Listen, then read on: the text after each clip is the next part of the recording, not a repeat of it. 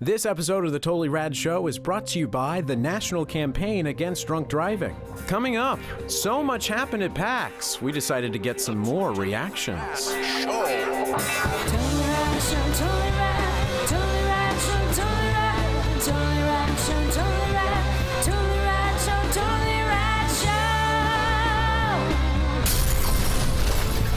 So we are still here at the Penny Arcade Expo. Really, it's where we are going to live the rest of our lives. Only. There's so much stuff for us to cover that obviously we couldn't see everything, so we thought, why don't we get some of our buds together to tell us what they thought was the coolest stuff happening at PAX. And gaming luminaries, really. Really gaming We luminaries. assembled a crack team of Ghost Squad. And I say Ghost Squad. We're pitching it as if we're gonna cut to like a bunch of like little kids who don't know anything about it.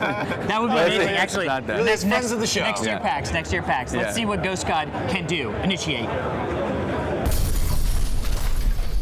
All right, everybody, I'm here with Garnett Lee from Shack News. Thank you, so, sir. Garnett, what is some of the coolest stuff you've seen at PAX? Hey, you know, something you might not have gotten a chance to see yet is Escape Plan. So here in Seattle Ooh, is yes. Funbits, which is the studio that's making this Vita game.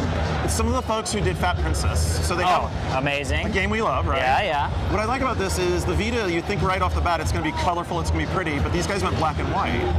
Interesting. So, yeah, have you seen this? I have not. Okay, so evidently in 2000, there was this black and white animation film called Rejected that won an Oscar. Okay. If you haven't seen this, look it up on YouTube. It's really cool. It's really Okay. You're nodding your head because she like camera refers that she's totally Yeah, seen it. she's like, Meg's like, yes. Yes, which is cool. Rejected is like one of the genesis of this project, and the idea is that there's two characters. Yeah. One's called Lil, one's Okay. called Large, and they are they're trapped inside a facility. They're not really telling us much about the facility they're trapped in, and they're trying to escape. And to get them out, you manipulate the environment. It's almost like an old school adventure game where you're able Interesting. to tap things. Okay. So think in mind, like you used to use like your cursor with a mouse, right? Right, But yeah. now with the Vita, because you have touchscreen, it's super intuitive. Yeah. You're just playing along with it, and it's done like a black and white cartoon. Looks fantastic. It's going to be a Vita launch game. Does it have any of the back Oh yeah, touch? so it has back touch. So for instance, in one case, here's a little simple puzzle. There's an electrical panel on the floor. Okay. Now lying next to the electrical panel is a mattress up on a wall. Right. To get the mattress to fall, you tap behind it, and then the mattress falls down over the electrical panel. Right. So it's simple stuff like Okay, that. Yeah. Or well, like- start simple and then get to that point where Oh. you're like, why is the banana in the thing? Exactly, of course. And I really like the appeal of doing black and white on this thing. Yeah. Because Everything is going to be so bright and candy. to be bright and candy, and they're using the fidelity of the screen to really pull off this super detailed animation look, and it's really pretty. Wow, It's that's really, really awesome. pretty. You seen anything else that popped out Puzzle at you? games? There are a lot of puzzle games, right? Yeah. Suddenly puzzle games are very much in vogue again, so I got another one. Kim Swift's new game. Of course, she was big on Portal. Yeah, yeah. You really see the family resemblance in Quantum Conundrum, which is easy for you to say, right? It's Quantum an amazing Conundrum. title of a game. So the deal here is that each of the rooms in your uncle's house that you've been kicked off to, mom and dad, they wanted to get out of town for the weekend, so they dumped you at the uncle's place they dumped Crazy you, Uncle's Mansion. They dumped you on the stoop and were like, all right, we're out of here. See you later. Amazing. And Yeah, you we're go going to in, Vegas. Uncle's gone, and each of the rooms has become part of his lab. Obviously, he needed more lab space. Right. And he's sort of gotten into tearing the time-space continuum apart. Each of the rooms, Smart thing for him very, to do. very intelligent, very fringe-like. Each Yeah. of the rooms has these generators in them, and the generators take different batteries. And the batteries are what control which dimension you Interesting. come to. So if you've seen the video, one of the rooms, like one of the things you can switch to is a fluffy dimension. I love it. So the fluffy dimension has this blue battery. You put the blue battery into the thing, and then you have this deal on your arm, and that allows you to switch between regular world and And fluffy Blue world. Battery World, right.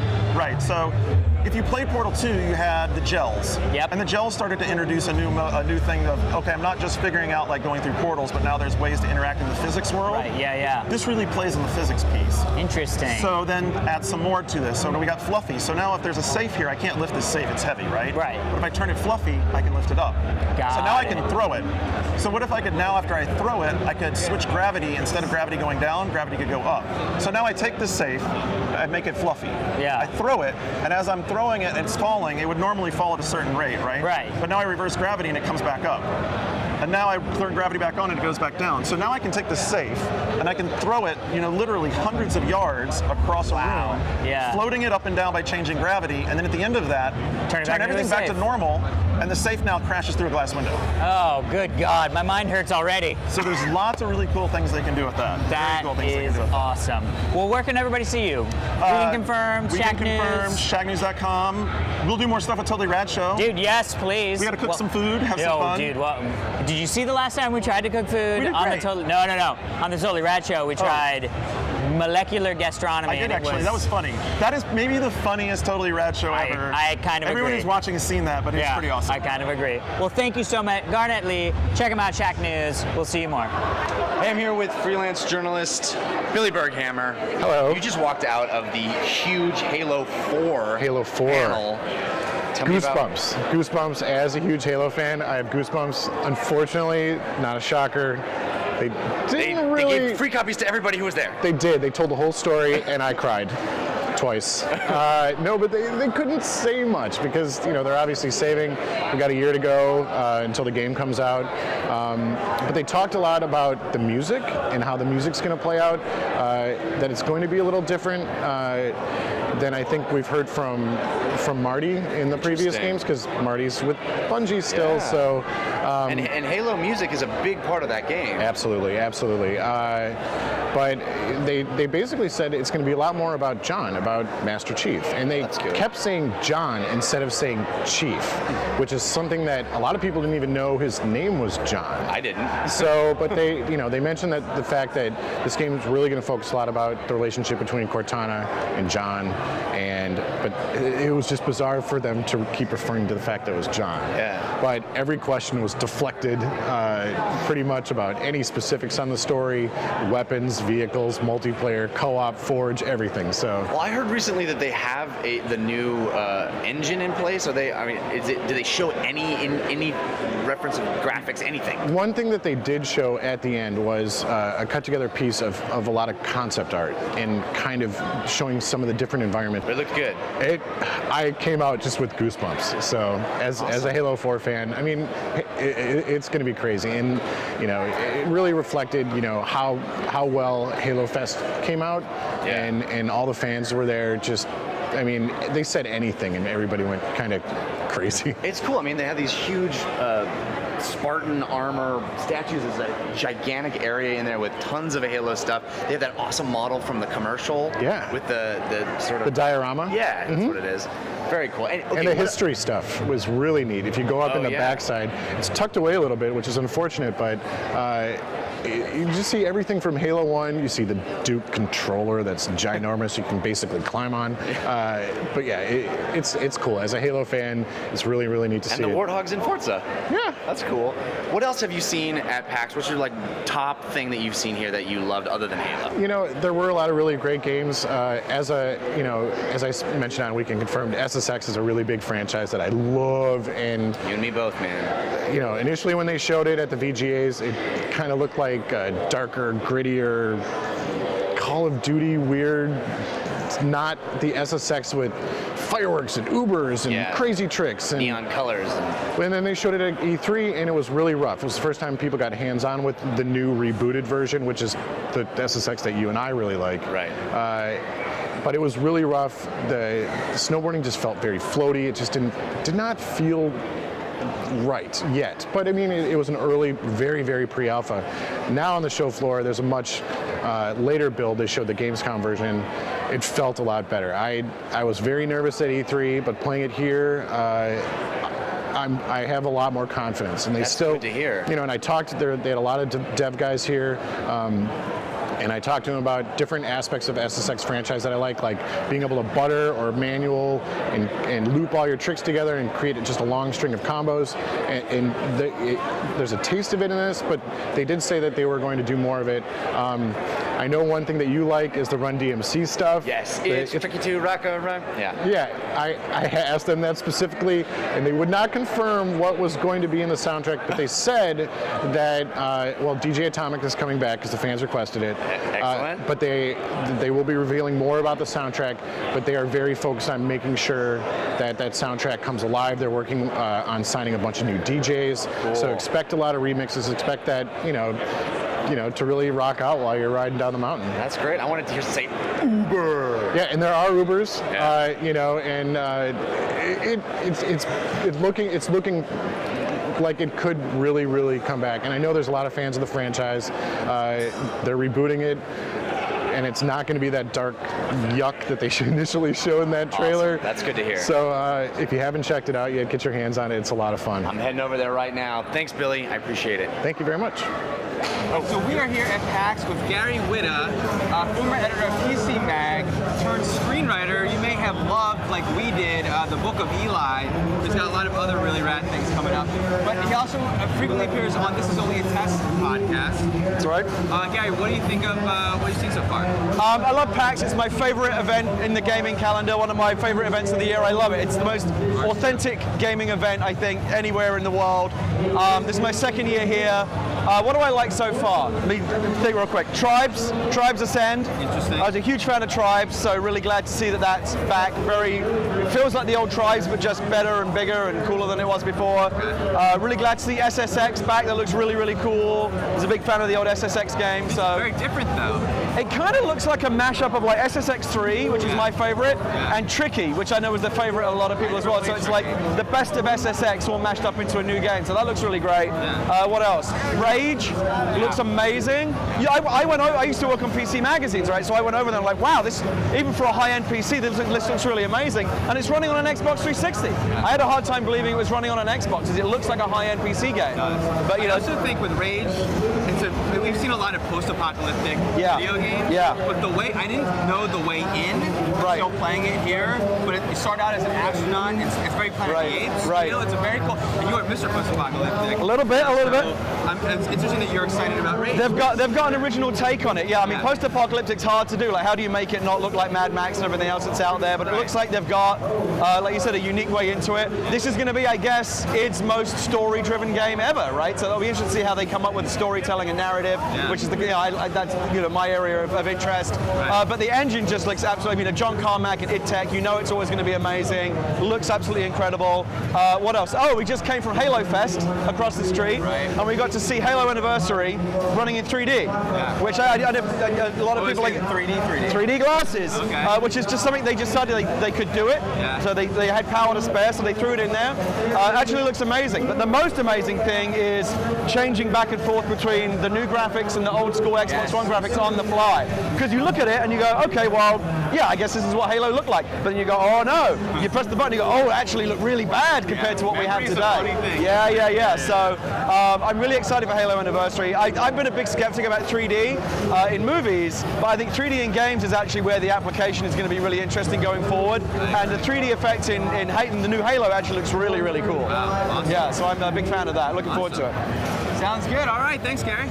So I'm here with Shane Bettenhausen from Ignition Entertainment and his Nephilim. They're here. The Nephilim, the unholy offspring of humans and angels. They've invaded PAX. You're showing off El Shaddai. Yes. And other things like yes. Quarrel, which is cool. Quarrel, which is awesome. We also have Mercury HG, which is a new puzzle game coming out, and the world premiere here of Magical Drop 5, a puzzle game that's very close to my heart. I've been working on it for a year and a half.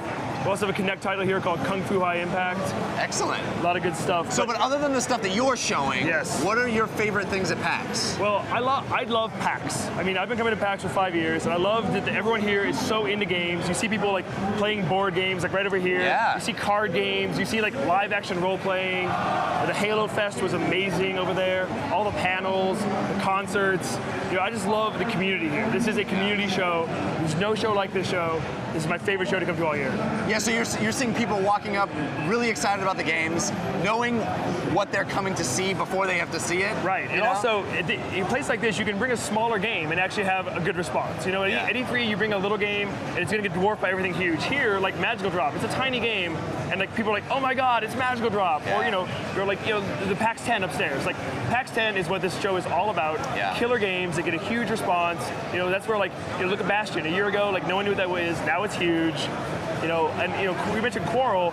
The guys who made Word Fighter just came by earlier, and we're talking about how they love Quarrel. I was like, I love Word Fighter. We were just upstairs playing Word Fighter. Let's mention that, because Quarrel and Word Fighter are sort of the same ilk. They are. We were talking about how they, both kind of Boggle meets something else. That one's kind of like Boggle meets Street Fighter. Ours is Boggle meets Risk. Yeah. And we actually love each other's games, so we're kind of seeing what we could do to kind of like interrelate them maybe, or like promote them together, because cool indie games like that need an audience, and like not every game has to be a giant $100 million game. Yeah. And this is the place where you can see that kind of stuff. It's so awesome. Definitely. Anyway, but thanks a lot. Awesome, man. Thanks for coming by. Appreciate it. So there you have it. That's pretty much everything we could have possibly told you about PAX. And they could have thanks told so you. much for the guys to come by. Which guest was your favorite? All of them. I think my guest favorite is guest was every me interviewing You were great. Gary. Yeah. Amazing. Yeah, it's All right. awesome. Thanks to everybody who helped out our coverage of PAX. PAX has been Amazing. awesome. Yeah. Awesome. PAX. Awesome. All right. See you next year, PAX. All right, everybody, be sure to stick around for all the outtakes from this week. But first, we want to thank our sponsor. The National Campaign Against Drunk Driving is back, people. The police will be out in force nationwide from August 19th to September 5th in an effort to crack down on impaired driving. Now, don't put yourself or others in danger or risk the horrible legal repercussions. Drive sober or get pulled over. Each year, nearly 12,000 people die on our roads due to impaired driving.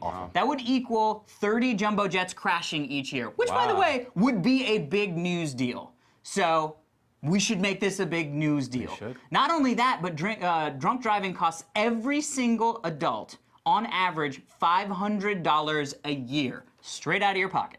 So stop doing it. Stop stealing money from me, drunk drivers. Yes, please. So now a record number of state and local law enforcement and highway safety officials across the nation will be taking part, and they will be looking for drunk drivers day and night, making the roads safer for the rest of us. Do yourself a favor. Drive sober or get pulled over.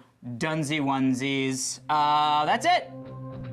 Hey, don't forget to send in your backgrounds, fans at TotallyRadShow.com. Correctamundo.com. You can see your artwork on our show. See ya.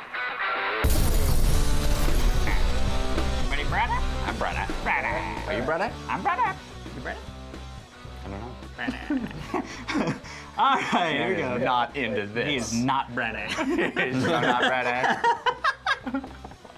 I can see him becoming brother, but he's not yet brother. Put him back in the brother. And we found the running gag for the 4th annual PAX. Hey guys, Brad. I'm brother.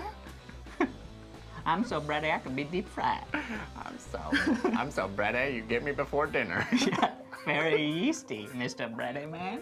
I'm so Brad. I come free with your table. All right, here we go. Oil and vinegar for the bready guys. Here we go. Why are we laughing? Here we go. We've had awesome coverage. Yep, let it happen organically. Actually, start from here and just go like this. Oh, hello. We've had great coverage. I'm Brad. Brother. Guys, I think I'm finally Brad. Are you Brad? I'm Brad. Dan's brother. And this Brad. Dan is brother. Everybody, brother.